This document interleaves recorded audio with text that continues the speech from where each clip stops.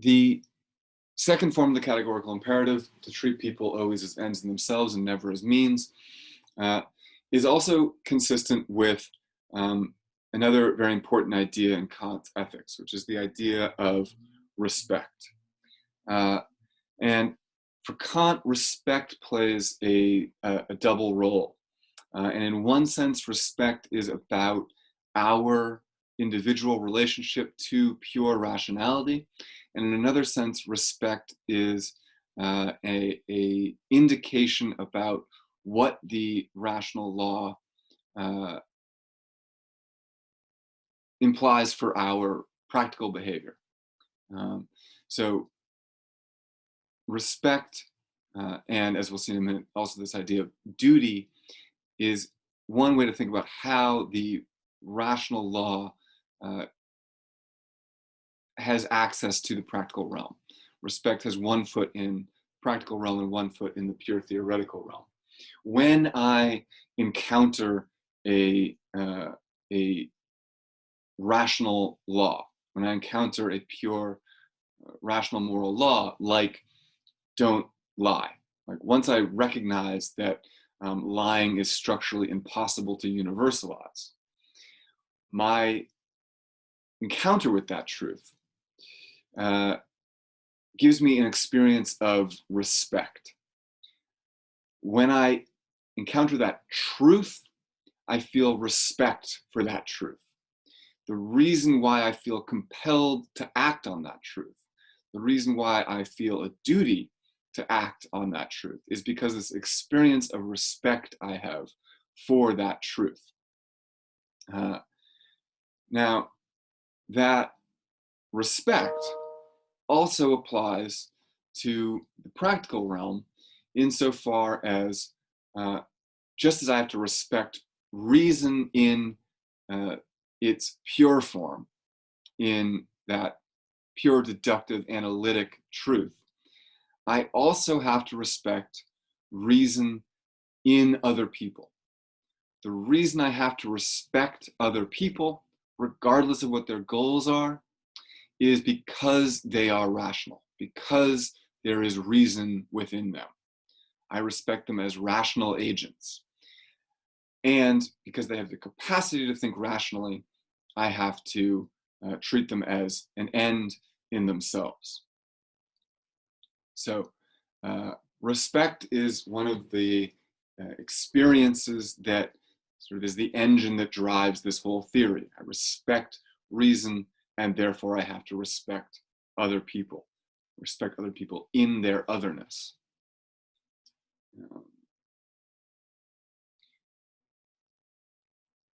All right, so two more things to go over here.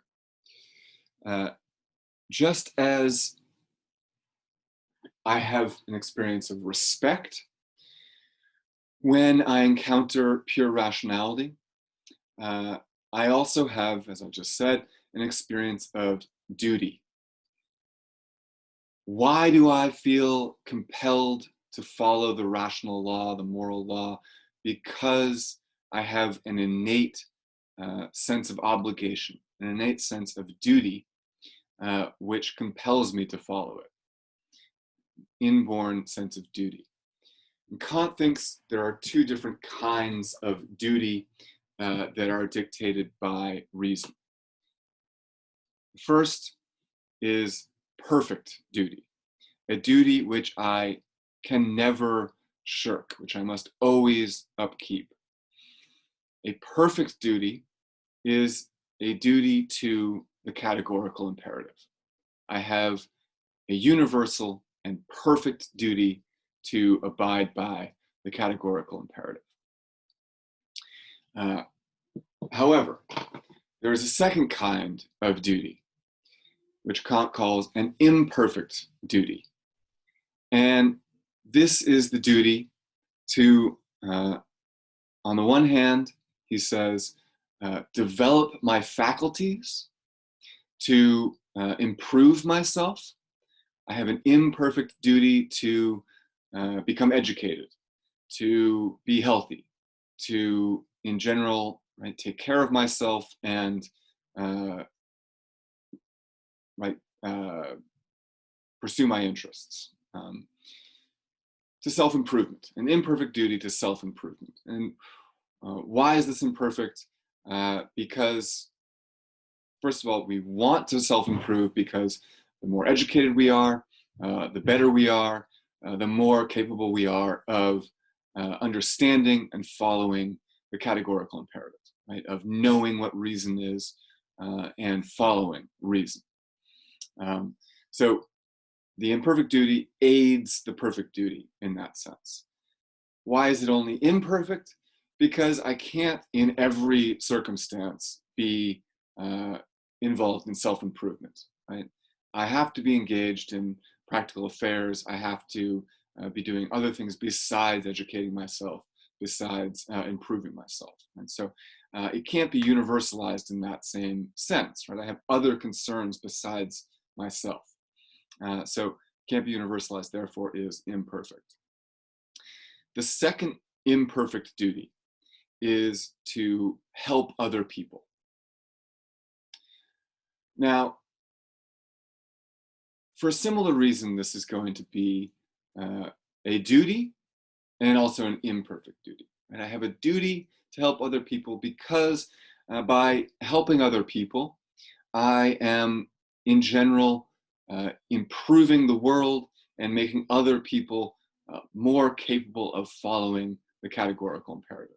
Right? If by helping someone, I help them also then to follow the moral law, then I'm acting rationally and I'm doing good. I'm serving rationality, serving the moral law. However, it's an imperfect duty, again, because I also can't be spending all of my time helping other people. Right? If all I ever did was help other people, I would not have time to eat or take care of myself. Right? So I have other concerns besides other people also. So it can't be a perfect duty. It's not perfectly universalizable, but it is a duty.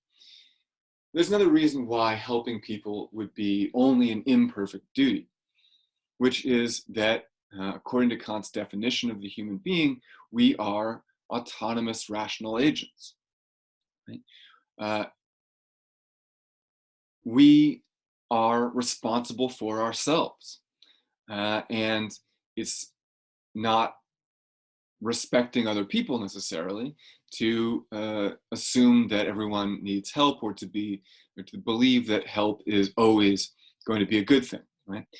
Because we're responsible for ourselves, because we're autonomous, we should be able to take care of ourselves and we shouldn't need help from other people.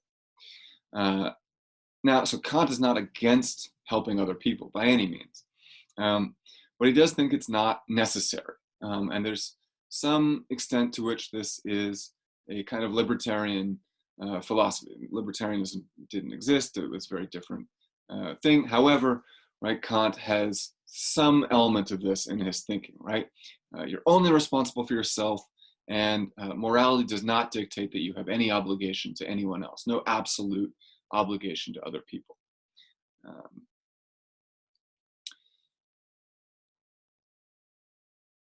So let's recap what we've gone through so far, and then I'll say just a little bit about what we'll talk about next class. With Kant, we have two different kinds of imperatives. We have a hypothetical and a categorical imperative. A hypothetical imperative is anything that is a means to an end. A hypothetical imperative is always about the physical world, and any time that we want to achieve something practical, we act according to a hypothetical imperative. The categorical imperative